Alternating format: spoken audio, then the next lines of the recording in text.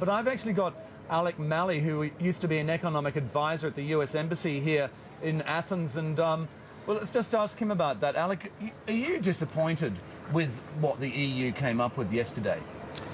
Well, first of all, from the perspective of what I've heard from the Greeks that I've spoken to overnight, I think a lot of people are fairly satisfied. There are many analysts that would have liked to have seen numbers immediately. I mean, you need to have information if you're going to make any kind of calculation. So if you don't have the numbers, of course, people that need that information aren't going to be satisfied. I think the moral support is worth an awful lot here at this time, and it may be worth, in terms of supporting reform, more than actually having a certain, a certain figure in terms of assistance. Because the people that are trying to pull the reforms forward really, at this stage, need encouragement. Let me ask you, I spoke to Stefanos Manos, a former finance minister here. He said one positive thing came out of it, and that was the involvement of the IMF.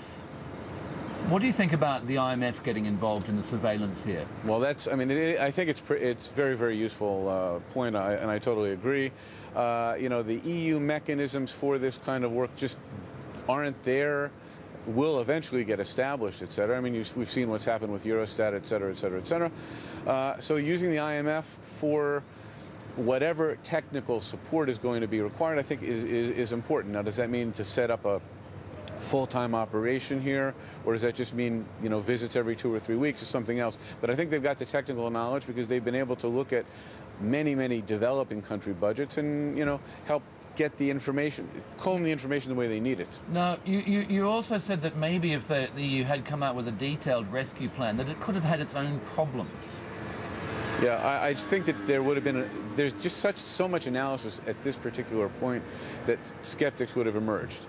And then, because there's so much fear of contagion, in fact, I think it would have been overanalyzed. So I actually think the less information out, and if it's released in bite-sized chunks, it's probably better for everybody. Just quickly, what do you think of the chances of the government actually being able to achieve the budget deficit targets?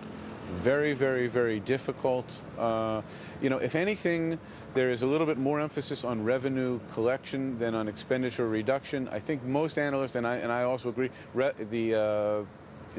cutting expenditures is really critical. We're seeing how hard that is.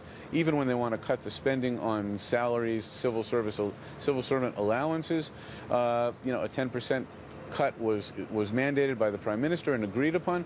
Then they're going back and finding that the legal entitlements of the employees to these allowances you just can't touch them. And it looks as though there are a lot of people who are actually employed, not so much just a question of the salary cuts, but it's a question of just having a bloated public sector. Alec Mally, thank you very much for speaking to us.